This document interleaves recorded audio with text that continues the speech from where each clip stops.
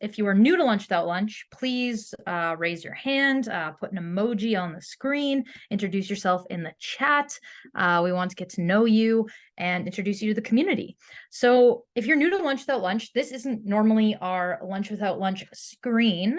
It is similar. It is a green screen that says Lunch Without Lunch and has our tag to social media. We're doing something a little different today.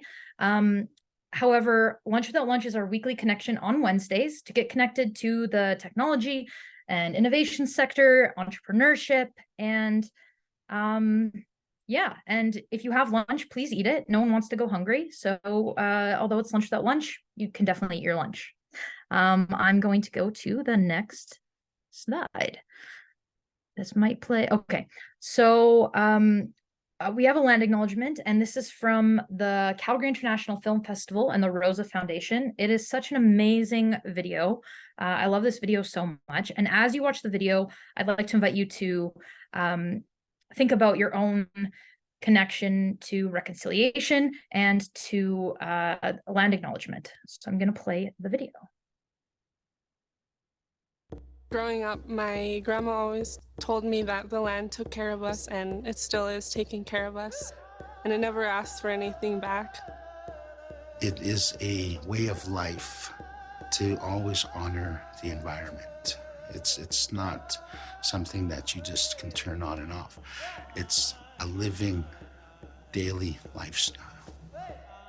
A land acknowledgement is a way to acknowledge that we're coexisting in this land with the native people, and we should acknowledge that this is actually their traditional territory. But at the same time, we are all guests to this land. The land plays a big factor in who we are. That's what makes us strong. That's what makes us strong people.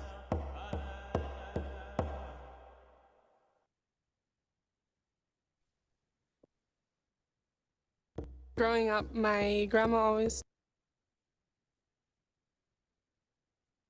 Okay, so Rainforest, Alberta, we are a community of innovators, doers, dreamers. Basically, anyone is welcome at Rainforest, Alberta. And if you have an idea, if you're curious about tech, if you're a founder, if you're an investor, if you're an educator, no matter what your background is, what your journey looks like, anyone is welcome at the Rainforest.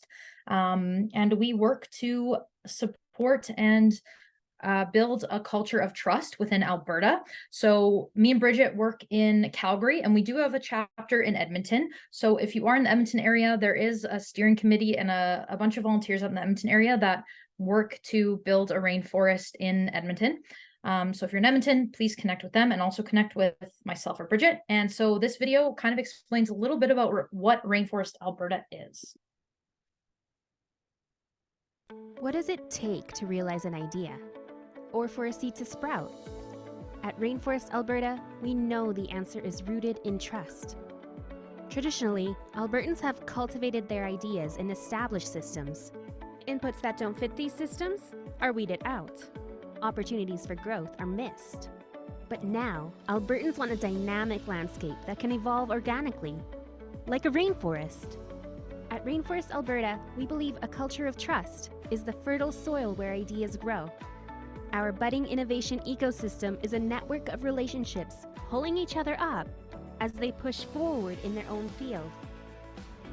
Trust breaks down barriers. An open, inclusive network increases collaborative innovation.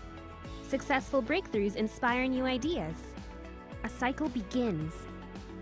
Rainforest Alberta is a movement to amplify trust by cultivating honesty, inclusion, and accountability. How? Our social contract holds us accountable to demonstrate trust across the province. We meet to have honest conversations around collaboration. This leads to more inclusive spaces for everyone to fearlessly build new ideas, together. By raising the standard of trust, Alberta's ideas, talent, and resources can be evergreen. Visit rainforestab.ca to sign the social contract and start growing together.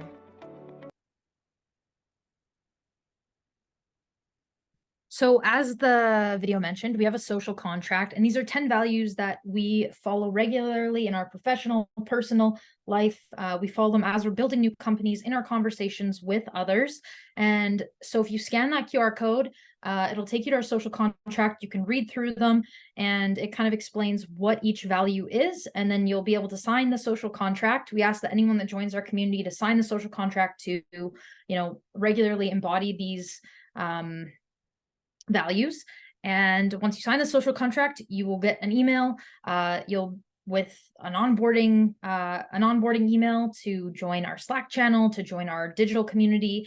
And also you will be opted into receiving newsletters from us. We don't send them very often, so you can also opt out of that as well. Yeah, so that's a social contract. And then we are also participating in YYC Tech Gives. Hashtag Team Rainforest. We really, really need the community to help us in raising food donations, in raising money. That QR code will take you right to our Rainforest team, and we will be collecting food donations. I'm not sure if we'll be able to extend the deadline. We're trying to. So if you have any food donations, we would be really, really grateful if you could donate them. Contact me or Bridget. We're happy to come, pick them up or come provide a drop-in location to drop them off. And then we're also participating in the Spam Cup. So we're looking for a few people to join us to help sort food at the food bank. It is, I believe, December 12th at 6:30 a.m. I know it's an early start, but you get to hang out with me and Bridget, get to give back. It'll be a fun time. We're looking for about 2 or 3 people. So if you're interested in doing that, please reach out to me or Bridget. It'll be a really fun time, and it's for a really, really great cause. And, it's okay if we don't win. A friendly competition is fun. And it's all about just giving back to the broader community and coming together as a community. So before we get into scorecard assessment, I kind of want to take a poll and see who knows about the scorecard assessment. Who has never heard of the scorecard assessment before? I can't see everyone's screen. Okay.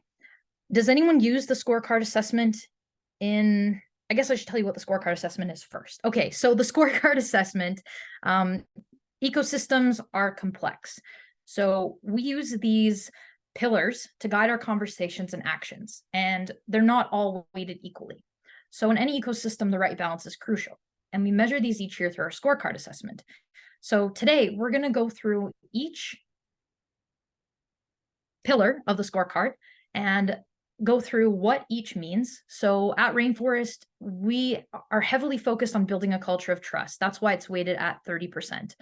And, this is building a culture of diversity, building a culture of inclusion, building a culture of trust, building a community of like-minded folks. 20% is leaders, 15% for resources. So everything that's in the ecosystem, whether it's partners that we work with, incubators, pathways, 10% for engaged activities, such as like everything that happened in Innovation Week, Lunch Without Lunch, 15% policy and infrastructure, government, 10% for role models. So those people that you look up to that are paving a way for us in the community. I don't know what the next slide is. Okay, so, does anyone use a scorecard type assessment in their business now or in their personal life? Please feel free to raise your hand or drop it in the chat. Or just unmute, because I really can't see everyone. Hey, Amber, you know what else I'm realizing is this is the 2021, so we can skip this slide and go to the next one. Sorry, this wasn't meant to be left in. Apologies. There it is. Okay, so yeah, the scorecard, we run it each year. And so usually Calgary runs one and Edmonton runs one. And so this is just to assess how we're doing on these pillars and where the strengths and weaknesses are in the Calgary ecosystem. And so this doesn't just fall on Rainforest Alberta, it falls on the whole technology and innovation sector as a whole, how everyone is doing with these pillars. But this year, for the first time ever, we'll have a pan-provincial scorecard. So that means not just Calgary and Edmonton is collecting this data, we'll be collecting data from all of the different RINs, you know, from Medicine Hat, from Red Deer, from all across Alberta can participate in the survey. Everyone could participate in the survey before, but now we'll have different segments of data from each area, giving us a broader example of what's happening in the ecosystem. So last year, our score was 689 out of 1,000. And we're going to go through the overall scores of the pillars from last year, from 2022. Last year, our score increased by 28 points, which is amazing. We also have a diversity, equity, and inclusion part of our scorecard, which we added in 2 years ago. And we had 205 new respondents, which is 85% of respondents in 2022. And we had 69 more surveys completed compared to 2021. So we want to, with a pan-provincial view, we're hoping to gain more perspectives of folks in Alberta and have new respondents. So it's a mixture of having folks that have been in the community for a while and the ecosystem and folks that are new to the community. These perspectives are very important to seeing where these gaps are in our ecosystem that we can address and work on initiatives to fill these gaps.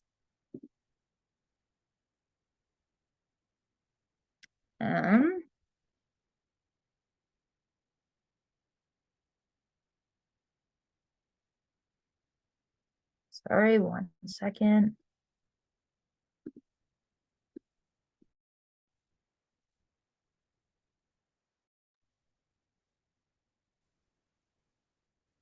Are you good?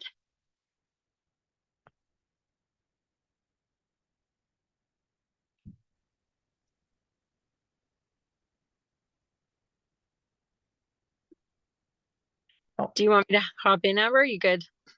Yeah. Are you okay to hop in for a Yeah, second? yeah, sure. Yeah, so this chart here just shows a year-over-year comparison of the scores of the pillars since we started the survey back in 2016. And so the last, the 2 years, 21 and 22 on the right of each of those pillars, those are the 2 years that Amber mentioned we did a bit of an overhaul of the survey. Not entirely. We wanted the survey to stay comparable from the previous years, but we have developed a much more substantial data analysis tool in the last couple of years. So overall, each pillar saw kind of steady growth with maybe the odd dip in any particular pillar over the years, kind of just depending on the scenario and the ecosystem at the time. We did recognize that during kind of the COVID peak in 2021, we saw a dip in, I believe, nearly every pillar. And a lot of that was attributed back to kind of the effects of the pandemic overall. And there were some other reasoning there as well. All of these reports that go into depth on each pillar for every year are located on our website, just under the scorecard tab, if you're curious to dig into these year-over-year results over time.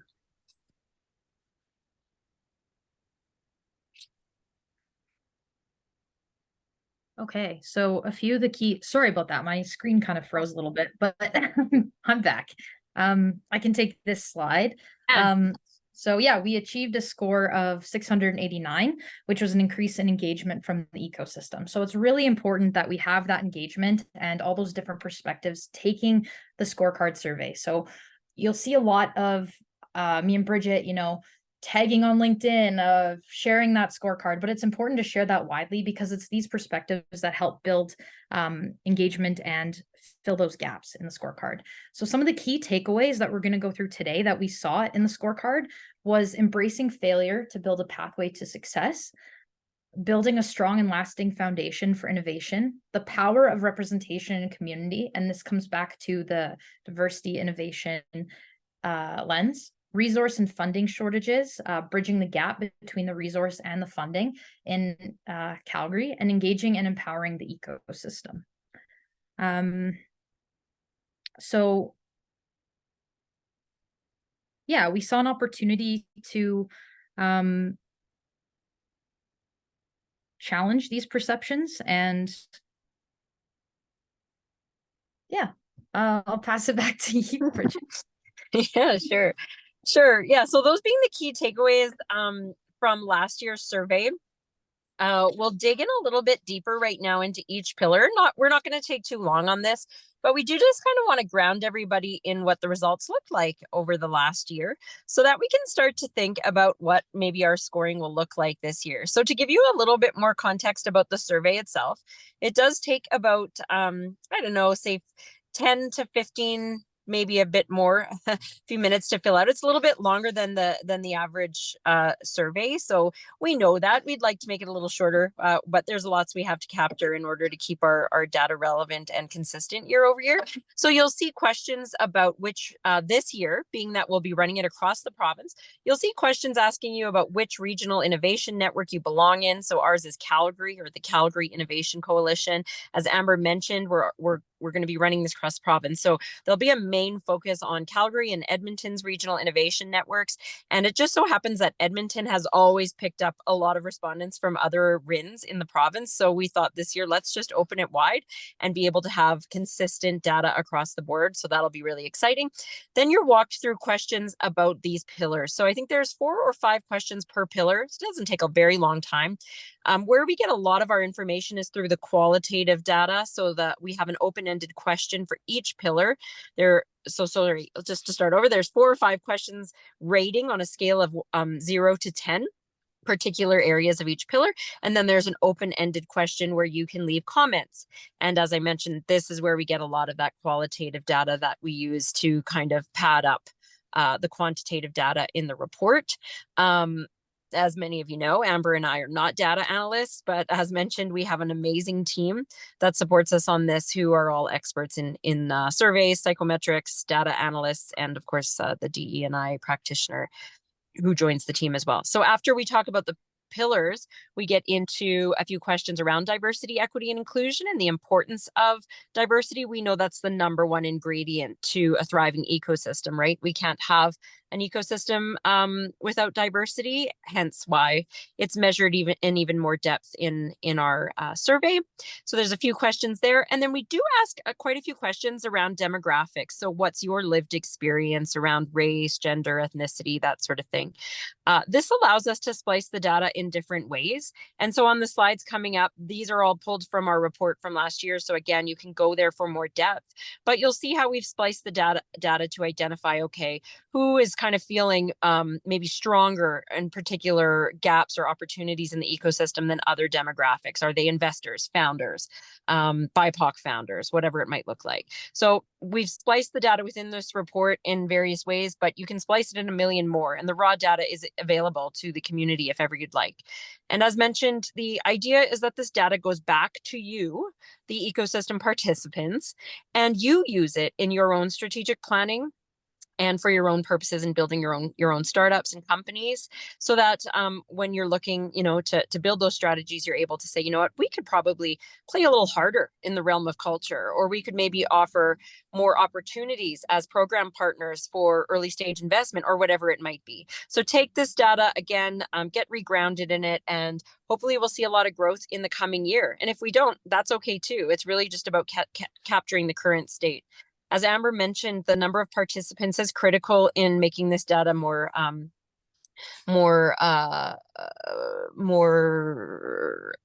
credible is the word I guess I'm looking for. And so the larger the sample size, the better, obviously.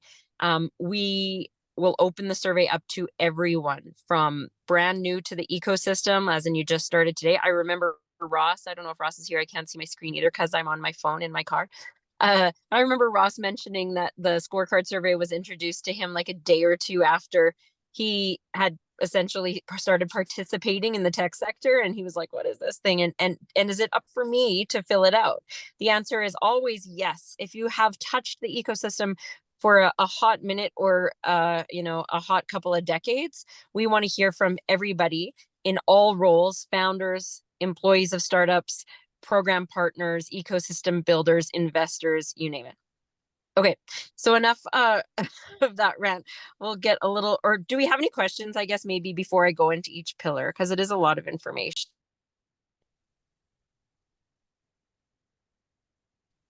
Just a quick question, whether this review is going to be shared outside of the ecosystem to anybody that wants to take it. So Startup TNT or Platform or the rest of it. Are you trying to measure the whole province in the West, or you want to try to keep it inside of the rainforest, the signing people that have signed the social agreement?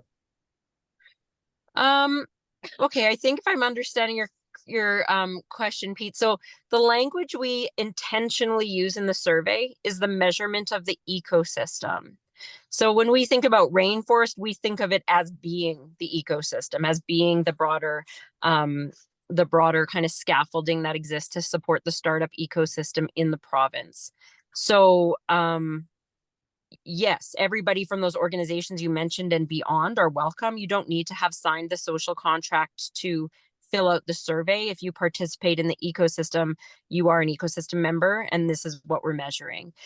Does that answer your question? Well, I think so. There's private family offices and capital partners and finance organizations that are part of the ecosystem as well. Potentially even some of the community outreach banking representatives, that kind of stuff. 100%. Like I said, everyone who touches the ecosystem, the bigger the sample size, the better the data and the better the kind of cross section we can get of various individuals' experience in the ecosystem. So absolutely 100% always has been. The more people we can get to fill out the survey, the better. And that's where it comes back to what Amber mentioned, where we're going to start knocking on doors in the very first week of 2024 to ensure that all of you are sharing the survey with all of your teams and various organizations that you're involved with in the ecosystem, because it's up to all of us to get the survey out there. So I think I did see Jen is here from the CIC. Obviously, we distribute it broadly to the CIC members. We distribute it to our email list, which is anyone who have signed the social contract and stays on the list. But this goes to your list as well. It's everybody who touches tech. And we know that at this point in our ecosystem's growth, we're pushing thousands and thousands of people. Let's try to get as many people filling this thing out as possible so that the data is as relevant as possible. Any other questions?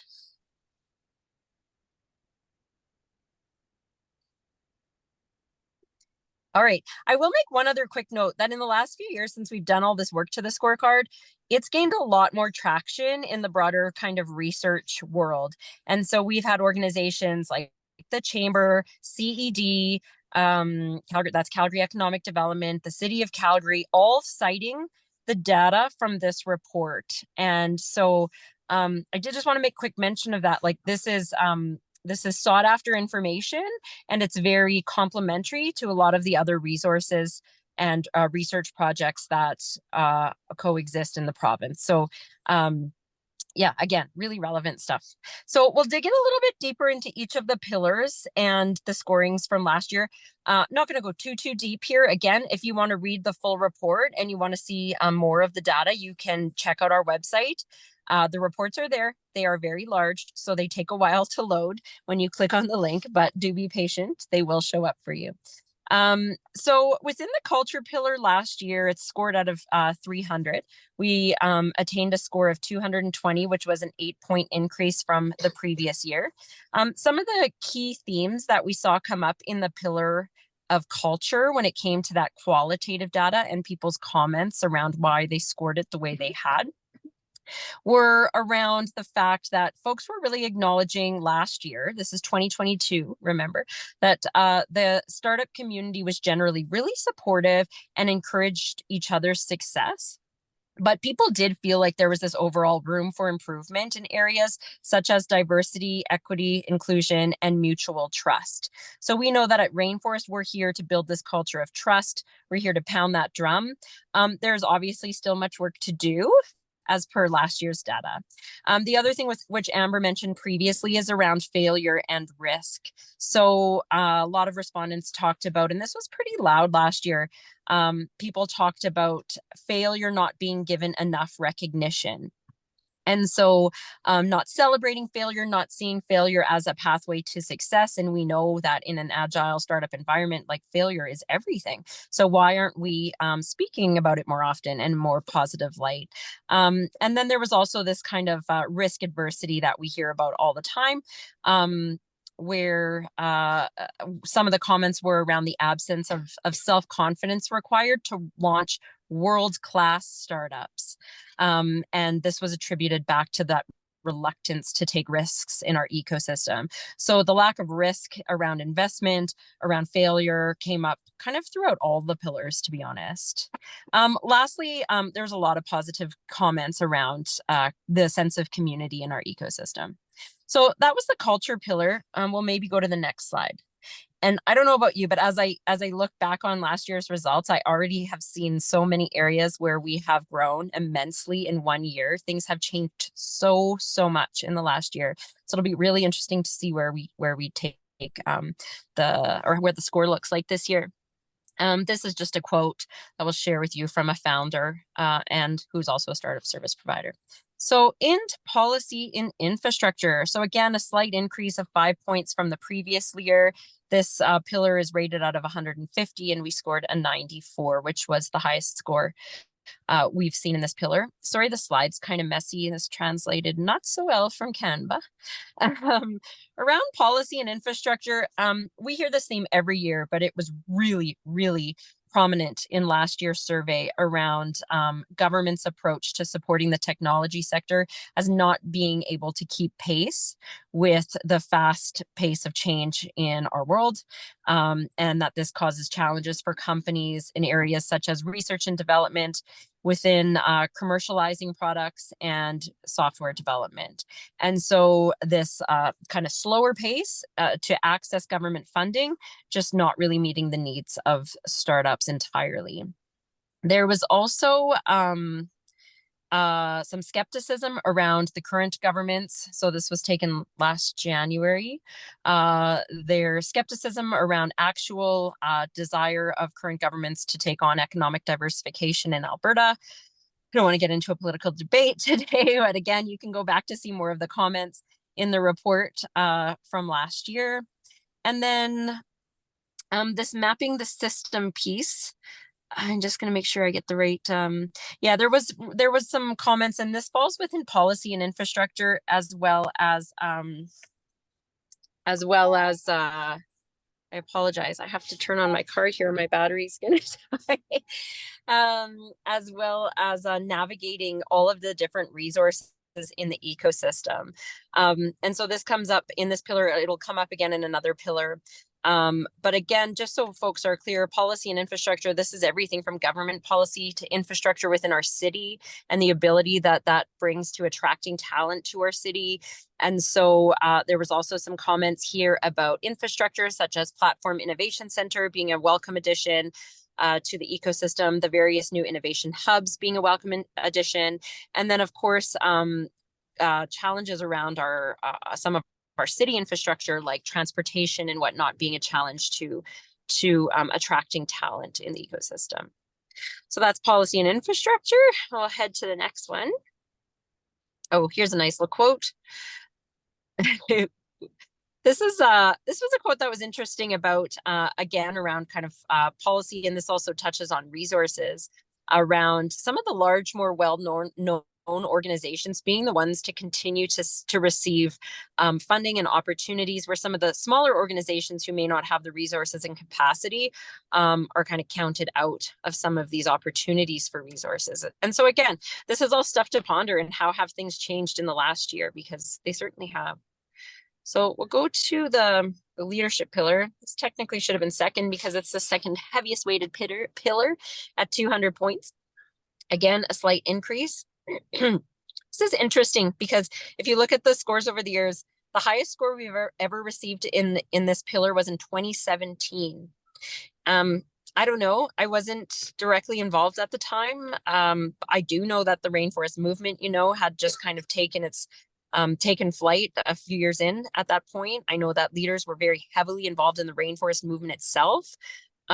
but to Peter's kind of question earlier, things have really shifted in the ecosystem where we can't be restrained by thinking of the rainforest community as just the folks who maybe come to lunch without lunch or who have signed the social contract, because we know that the rainforest is the broader ecosystem and leaders are everywhere and they're showing up in different ways than they did back in 2017 because our ecosystem has evolved considerably. So things have changed, and this is interesting. We used to define this pillar as having big L's and little L's. So small leaders and big leaders, where the big ones had that decision-making power and small ones, you know, were kind of those leaders who showed up on a more grassroots level. But within the rainforest movement, if you haven't noticed, we're trying to shift that narrative a bit. The Rainforest Circles program is a big element of this, where we know everyone leads in their own way, in their own environments, in their own teams. And so we can't continue to look at leadership in the same way. The world is changing too quickly to stay stagnant in some of our approaches. So we have shifted the definition of leadership in our scorecard to be more I guess, inclusive of all leaders, not classifying them as big or little or in any other way.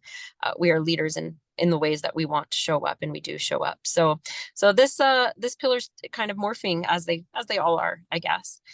The main themes that we saw within this pillar last year was that there was increasing diversity among leaders, whoever people perceive to be leaders in the ecosystem, but there was still considerable work to do as far as people seeing themselves in leadership. And this was especially in regards to Indigenous representation. There were some themes around kind of the C-suite level of the tech companies in the city being dominated by white males, generally speaking, and that folks would really like to see more representation of themselves in leadership. What else? This disproportionate amount of funding going to certain leaders, which I mentioned briefly in the previous slide, and that folks would like to see more meaningful action from leaders and greater transparency in identifying who are these leaders, who are the leaders of the ecosystem, and what are they doing in order to accelerate and move our innovation ecosystem forward. So again, I personally, Bridget's opinion only, feel like this has really shifted in the last year. I think we see a lot of storytelling about some of our leaders, but there's certainly loads of opportunity for highlighting other leaders who maybe we don't get to see in the media or your everyday posts, and those who maybe aren't sharing so openly because they're busy building, and that's okay too. So how can we highlight those leaders as well? So we'll head over to the next pillar. Oh, we'll maybe pause here for a minute to read this quick caption. This is a really good point. Who are the leaders? This is the question. And we do ask who are the role models in our survey. We don't necessarily ask who are the leaders. So it is up to each individual's own perception. And I believe that is kind of the stage we set in the leadership pillar questions on the survey. So we'll go to the next one. So role models, somewhat similar to leaders. Role models are maybe not necessarily folks who are leading organizations, leading ecosystem initiatives, leading teams. They're just those folks that really show up in, again, more of a grassroots way that we can see ourselves in. We see ourselves in those people. And if you read the Rainforest book, they talk a lot about role models or keystones in the community. We actually ask in this pillar of the survey, we ask for you to identify your role models. So some of the big ones from last year were Al Del Dagan, our founder and funder, Brad Zumwalt, was it Kylie from Chic Geek, and several others. And so actually there's a whole, in the report, there's a whole page of faces of people who were named as role models in the ecosystem, which is a pretty inspiring page in the report. So some of the key themes that we saw in this role model pillar, which again saw a slight increase since the previous year, was again this desire for increased representation, diversity of representation in these role models, measurement and transparency. So who are these role models, and how are we measuring their giving back to the community, or how are we even acknowledging that they are giving back to the community in these ways? And how can we support role models to continue to show up in the ways that they do. So really being able to provide transparent information on who they are, how we can access them, and provide more support to those who are really stepping up and showing up for the broader ecosystem. There's more to that as there are with all these pillars. So again, check out the full report. All right, we'll head to the next one. So we have more time here. Let's try to go faster. Engaged activities. So in Rainforest and within this analogy, we talk about, sure, there's events, there's activities that go on in the ecosystem to bring us together, to create space for collisions and connection. But those that are engaged, those where we can actually show up and learn and participate, are the types of activities that we want to see more of in the ecosystem. And we'll talk about that more at the end of this hour, actually, and how we will start activating that more in the rainforest.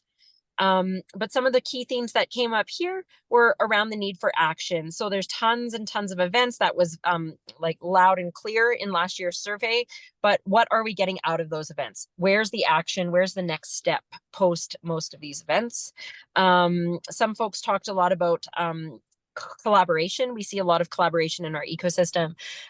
Some of the sentiment was, how can we collaborate more as a community and an ecosystem to be able to kind of lift up some of those organizations that maybe need more resources or capacity in order to put on some of these engaged activities. And then there was this comment about actionable content. So really actionable information, problems, opportunities to problem solve, to innovate together versus just kind of the status quo event formats that we see. Alrighty, I think do we have one more pillar? Yes. All right, resources. So again, tiny increase, nice incremental increase from the previous year. This is where resources were really talking about capital, about talent, and about ideas. And so some of the key themes that came up here were around funding challenges. So primarily around early stage funding. This is something we hear a lot about. There was some talk about there being the need for transparency among all of the accelerators and to see more deal flow coming in from the accelerators that have been brought into the province. So we'll see how that's all shifted this year. It would be very interesting. The other piece around talent, which was interesting, was that we used to have a lack of talent. Now we have an abundance of junior talent. And what is the ecosystem doing to skill the junior talent up so that they can fill the demand that is there, which is more around mid to senior talent roles that are open in the ecosystem. And then again, how on earth do we help entrepreneurs and others navigate the abundance of resources that exist in the ecosystem? Talk about ecosystem mapping and all that good stuff that we do hear about every year.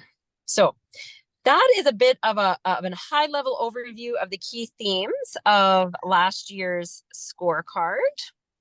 Oh, this is that comment about the accelerator. So maybe, I mean, this year we've seen a ton, I think quite an increase in deal flow. I don't have numbers. So these things really, I think the needle's really shifted on a lot of these points in the last year.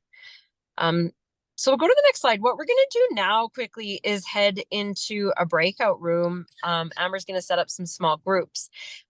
We'd like you to really start thinking about these pillars because, again, in a month, we're going to ask you to measure them yet again for, what is it, year 8 or 9 or something.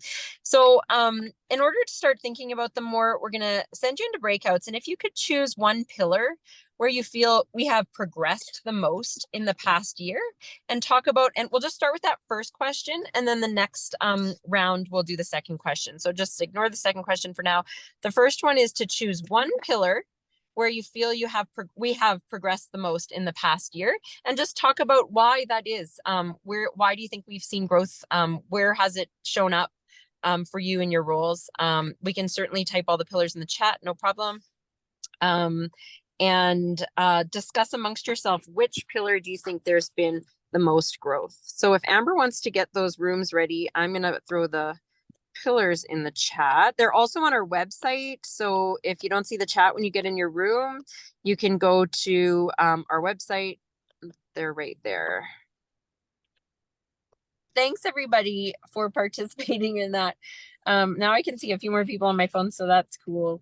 Amber and I just made an executive decision that with the rest of the time we're gonna kind of shift gears, but if anybody would like to share some highlights from their group, we'll open the floor for a couple of minutes and have you do that. Total like unmute giver. So just quickly jump in and say, we talked about how there's much more free entrepreneurial training available to people if they want to participate. Like that part of the ecosystem is starting to, be available in regular. In fact, maybe people having a hard time finding out which one they want to go into. Totally. Anyone else want to share?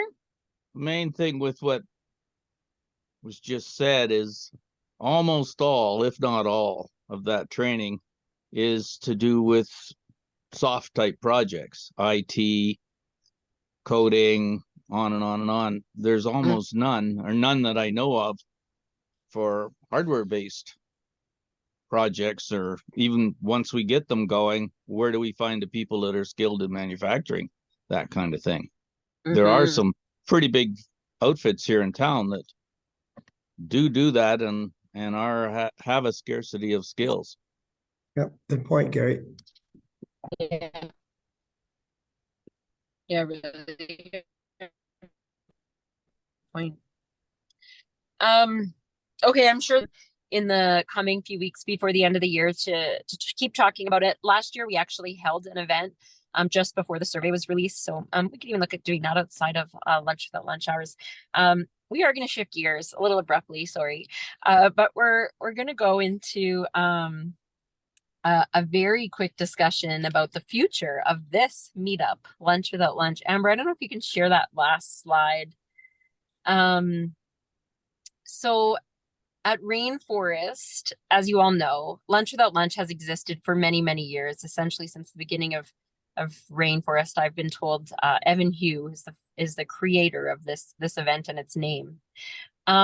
We have been having a lot of conversations behind the scenes about the future of this event. And so we would like to get some input from you now as we are planning for 2024. We are looking at really shaking things up. And so we're going to start that process of shaking things up with this conversation today. So I took this quote from Priya Parker's book, The Gathering. Gathering, the conscious bringing together of people for a reason, shapes the way we think, feel, and make sense of our world. And in this book, The Gathering, Priya talks about how we kind of accept the status quo for gatherings, and we spend a lot of our lives in gatherings, whether it's networking or conferences or team meetings or funerals, weddings, baby showers, you name it, we're always gathering. But again, we kind of just accept the format of said gatherings because it's how they've always been. And so, as mentioned, we're looking to shake things up around here.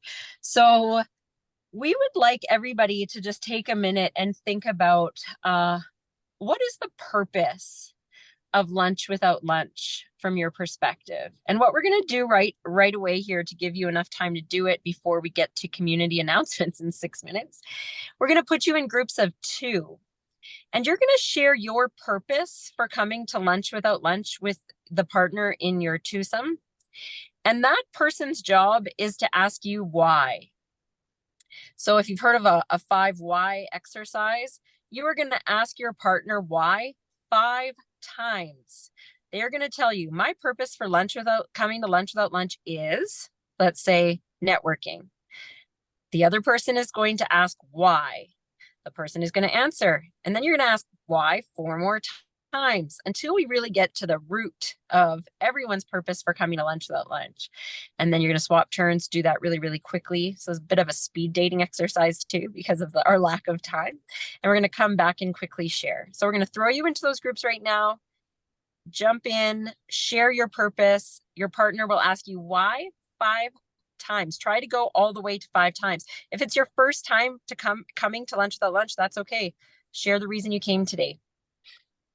Welcome back.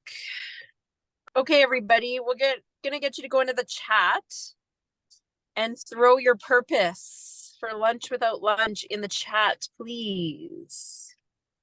Meeting people. Why though, Monica? Why? I mean that. Why? Why?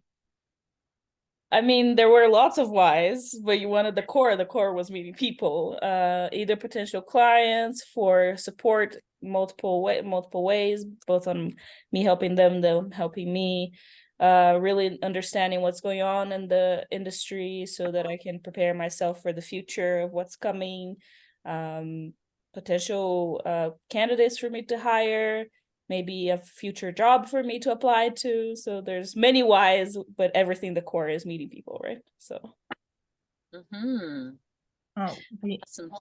we have a couple build community, so I'm curious to hear the why on build community. Yeah, and just to quickly jump in, the goal here is to dig a bit deeper beneath kind of the networking level. So we know we're all here to build connections with each other, to continue growing this ecosystem. But even deeper, who's got the community answer, or the community then? Mitch or Val, do you want to elaborate?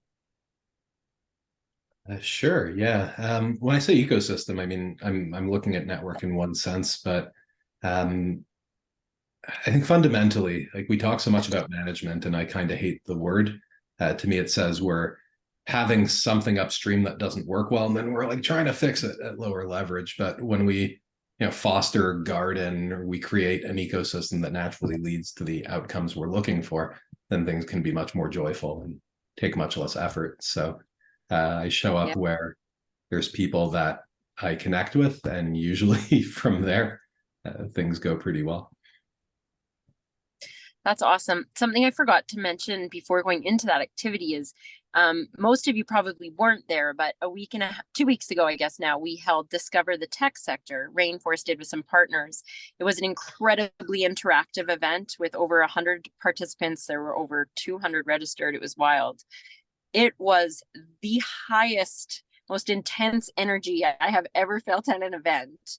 And I think the kind of conclusion our team who put it on came to was, we had a really strong intention that newcomers curious about tech walked away feeling welcomed, like they had a place here where they could discover more about entrepreneurship and careers in tech. And then they had those really tangible ways of taking a next step. Anna's given a heart. She was an amazing volunteer at the event. Because we had such a clear purpose for that event alone, we just had such incredible outcomes. And so these are the kinds of activities we're looking to build more of.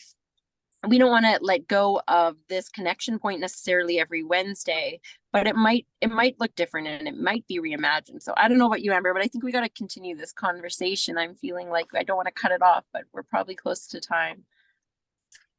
Yeah, I would love to continue this conversation.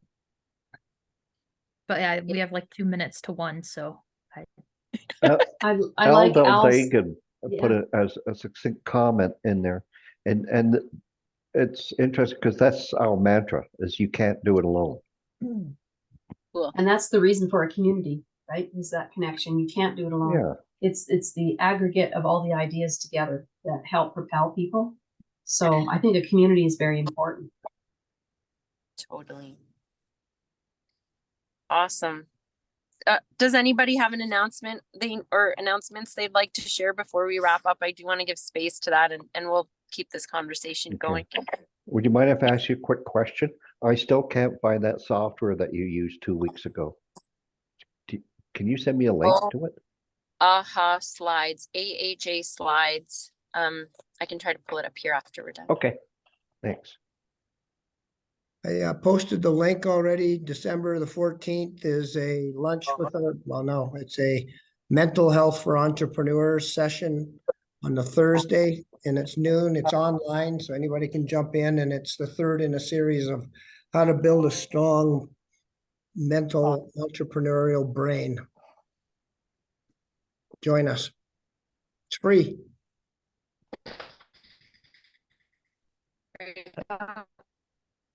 For joining us.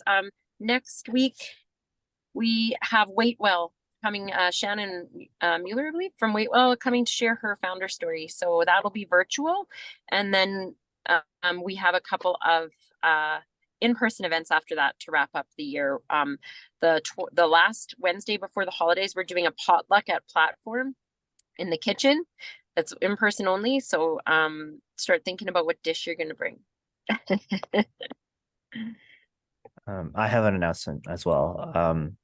It's been a while since like I launched, so we're launching again, but this says Netflix for data. So if people are looking for marketing lists within users or user testers within the US, we provide those lists at a subscription fee.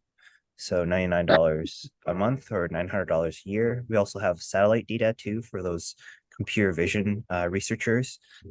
So we have that up to like super high resolution, like 8 centimeters per pixel. So yeah.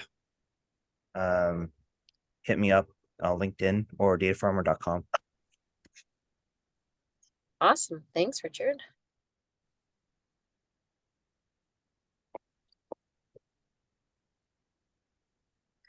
Okay, for anyone who's staying on, if you wanted to share any other feedback from the last little breakout, feel free. I'm gonna have to start driving.